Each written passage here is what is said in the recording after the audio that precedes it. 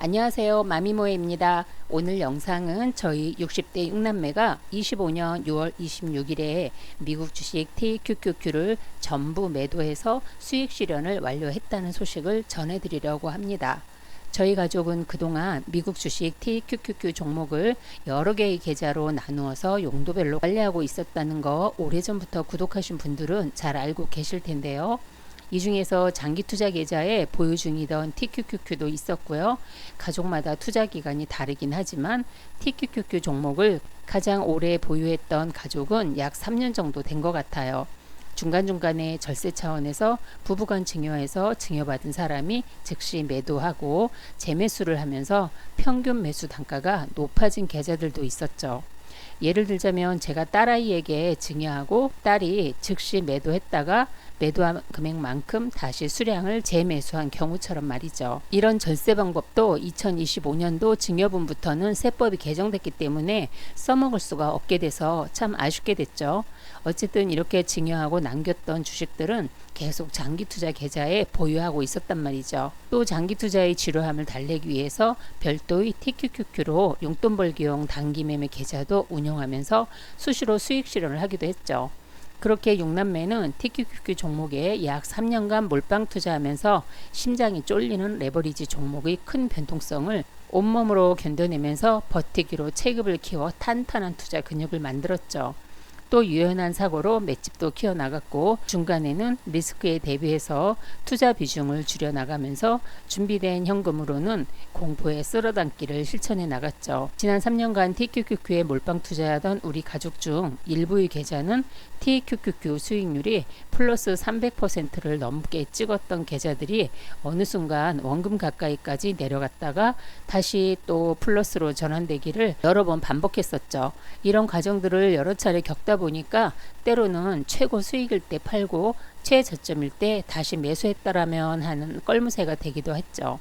그러나 최저점에서 사고 최고점에서 파는 건 저희 능력으로는 정말 불가능한 일이라는 현실적인 한계에 부딪히며 수년간 TQQQ에 10억 원이 넘는 돈을 몰빵 투자하면서 늘 그림이 떡만 같았던 계좌 수익을 실현해서 그동안 뿌린 씨앗에 대한 수확을 거두는 뿌듯함도 느껴보고 싶었어요. 그러니까 적당히 벌었을 때 열매를 따는 게 더 나을 수도 있겠다고 생각한 거죠.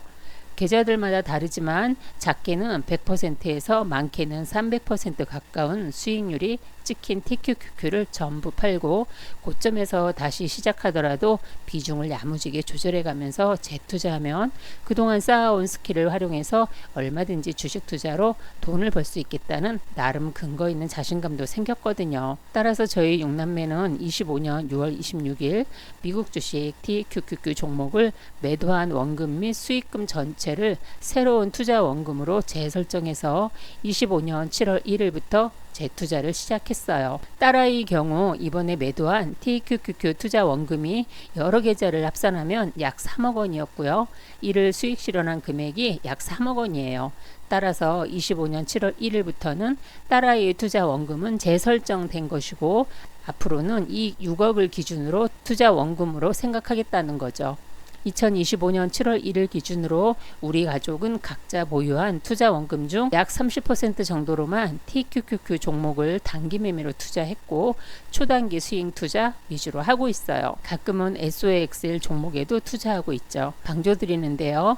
단기 위주로만 투자 중인 이유는 최고점에 이르렀다고 생각하기 때문이에요. 주식판 돈을 100% 보유하고 그대로 가만히 앉아서 기도하면서 기다리는 조정은 절대로 오지 않으니까 내가 주식을 처분한 후에 주가가 계속 상승해버리면 그때 겪게 되는 소외감을 극복하기 위해서 지금은 물려도 좋을 금액 정도로만 단기 매매를 진행하면서 즐거운 주식 투자 생활을 하고 있죠. 저희가 현재 재투자 중인 단기 매매 계좌는 거의 최고점에서 매수했기 때문에 수시로 수익 실현해서 비중을 줄여주다가 평단가 아래로 내려가면 다시 평단가 낮추기로 수량을 늘려주고 수익으로 바뀌면 일부 수익 실현해서 다시 비중을 줄여주고 하는 식으로 현금 관리를 하고 있어요. 그렇다면 25년 6월 26일에 모든 주식을 처분한 돈은 어떻게 배분해서 투자 중인지 저희 가족 실제 사례로 예를 들어 볼게요. 딸아이 경우는 2025년 6월 26일에 TQQQ를 전부 매도했더니 투자 원금이 약 3억 원이고 양도 차익이 약 3억 원 정도라서 총 6억 원의 달러 현금이 생겼어요. 그러니까 딸아이는 25년 7월 1일부터 투자 원금 6억 원으로 다시 세팅이 돼서 용도별로 계좌를 분류해서 투자 금액을 배정해 두었고, 나머지 달러 현금은 KB증권 외화 RP에 가입해 놓고 있죠. 많은 분들이 분산 투자 차원에서 투자하는 종목을 백화점식으로 가지고 가는데요. 저희는 TQQQ 자체가 100개 종목에 투자하는 거라서 이 종목 한 개에만 집중 투자하고 있어요. 제가 가장 잘 아는 종목 한두 개 종목에만 집중 투자해도 돈을 벌 수 있단 말이죠. 단 내가 매수한 종목의 주가가 하락하면 물타기 매수할 수 있는 종목이라는 전제 하에서 말이죠. 화면에 보이는 계좌는 제 딸아이의 실제 사례 계좌인데요. 먼저 단기 매매용 계좌입니다. 이 계좌에는 일단 2억 원을 배정해 두었어요. 이 중 1억 원 정도는 TQQQ를 매수해서 사팔사팔 하고 있고요. 나머지 1억 원은 밤에 미국장이 열리면 갑자기 주식이 폭락할 때를 대비해서 달러 잔고로 남겨두고 있어요. 참고로 계좌에 있는 달러 잔고는 SG5V 단기채 채권 ETF를 매수해서 갖고 있다가 주가가 폭락하는 날 이걸 팔아서 TQQQ를 물타기 매수하는 데 사용해도 되는데요. 저는 수시로 사팔사팔하고 있기 때문에 그냥 달러로 두고 있어요. 실제로 이 계좌를 살펴볼게요. 8월 22일 낮 주간시장 기준으로 TQQQ 평균 매수 단가는 86.86달러이고 1050주를 보유 중이에요. 수익률은 원화 기준 마이너스 160만원이고요. 다음번 물타기 예정가는 82달러대에서 3천만원을 추가 매수해서 평균 단가를 낮춰줄 생각이고요. 만약에 계좌가 수익으로 돌아서면 다시 3천만원어치를 수익 실현해서 비중을 줄여줄 생각입니다. 이렇게 하면 평균 단가는 내려가고 일정액으로 수익 실현해서 비중도 줄여주는 효과가 있게 되는 거죠.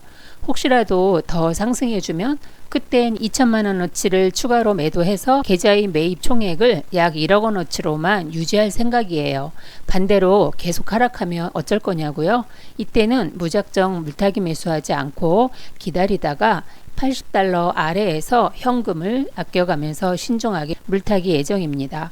이렇게 하는 이유는 저희 가족이 TQQQ를 매도한 가격대가 80달러대이기 때문인데요. 그러니까 80달러 아래에서는 우리가 매도했던 금액 전액으로 재매수하더라도 내가 팔았던 가격 아래에서 재매수하는 거니까 주식을 안 파는 거나 마찬가지의 효과가 있는 거죠. 정리하자면 우리 가족이 TQQQ를 80달러에 팔지 않고 지금까지 보유하고 있었다면 96달러대까지 상승했던 TQQQ를 팔지 않고 상승을 즐기고만 있었는데 주가가 갑자기 80달러 아래로 내려온다면 80달러와 96달러 사이의 수익률이 사라진 거잖아요. 그런데요, 우리 가족은 80달러에 매도하고 나서도 우리가 팔았던 80달러 아래로 내려와 준다면 수익을 한번 발라먹고 나서 다시 또 발라먹을 수 있는 기회를 얻게 된다는 거죠.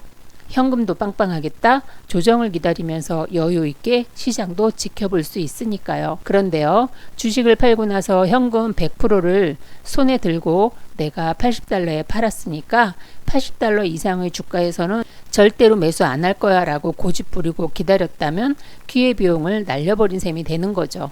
계속 상승만 했다가 마이너스로 돌아선 8월 22일 현재 이 초단기 매매 계좌는 물타기할 각오로 매수한 계좌라서 지금이 고점인지 저점인지는 중요하지 않다는 거죠. 화면을 보시면 제 딸 아이의 이 초단기 매매 계좌에서 2025년 7월 1일부터 8월 20일까지 4848에서 약 2천만 원을 수익 실현했어요. 그리고 주가가 80달러 아래로 더 빠져준다면 정말 고마운 일인 거죠. 다음은 적립식 계좌이고요. 이 계좌에는 5천만 원을 배정해 놨는데요. 분할로 조금씩 매수해서 현재는 약 3천만 원어치를 매수해 둔 상태예요. 평균 매수 단가는 85.2달러이고 보유 수량은 250주예요. 나머지는 달러 현금으로 이 계좌에 두고 있죠. 다음은 양도소득세 대비용 계좌인데요.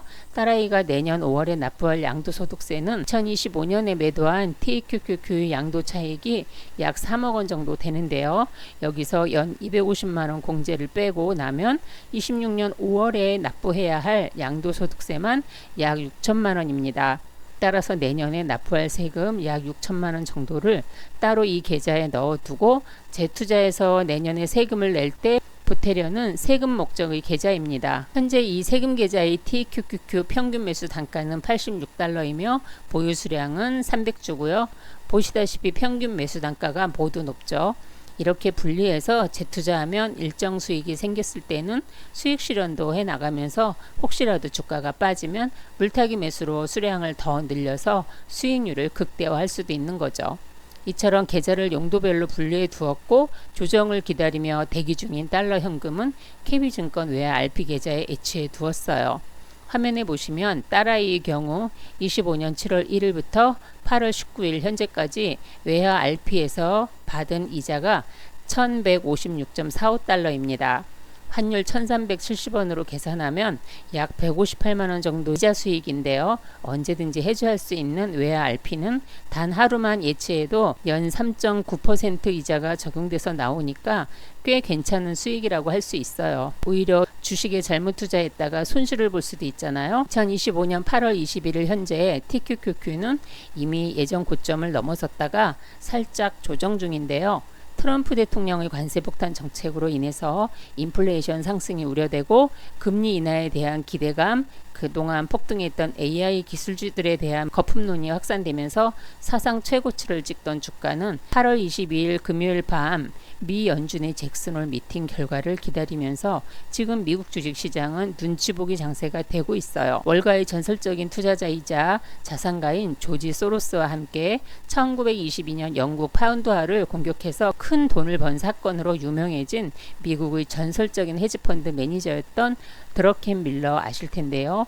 그의 투자 스타일은 거시경제 흐름을 크게 보고 확신이 생기면 크게 베팅하는 전설적인 투자자로 알려져 있어요. 드러켄 밀러의 30년 동안 연평균 수익률이 30%를 기록했는데 30년 동안 단 한 번도 손실을 낸 적이 없다고 해요. 세계적으로 유명한 이 전문가도 연평균 수익률이 30%인 거에 비하면 평범한 우리 가족의 성과는 무척이나 컸다고 스스로 자평하며 그래서 이 수익을 지키기 위해 더 리스크 관리가 필요하다고 생각했죠. 수년간 우리 가족 스스로 정한 투자 철학에 따라서 긴 호흡으로 잘 참았고 잘 판단했고 빠르게 결정해서 TQQQ 투자로 우리 60대 6남매는 과분한 주식 투자 수익까지 실현하게 됐어요.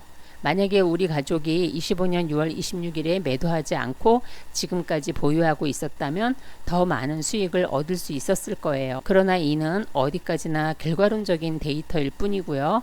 200%가 넘었던 TQQQ 수익이 한순간에 마이너스로 바뀌는 아픔을 여러 번 경험하다 보니 돈을 조금 더 버는 것보다 번 돈을 지키는 것이 더 중요하다는 교훈을 뼛속 깊이 실천한 것이니 무척 기쁩니다. 주식 투자의 성공은 해박한 경제 지식이나 뛰어난 차트 분석 능력이 아니라 인간의 본능인 욕심 앞에서 얼마만큼 스스로를 통제할 수 있는지 세상 똑똑한 천재들과의 경쟁에서 우리가 살아남는 법을 스스로 체득해서 자신만의 투자 방법을 만들어 나가야만 이 바닥에서 끝까지 버틸 수 있음을 잊어서는 안 되겠습니다. 오늘 영상은 여기까지입니다. 영상이 도움이 되셨다면 구독, 좋아요, 알림 설정까지 꾹 눌러주세요. 감사합니다.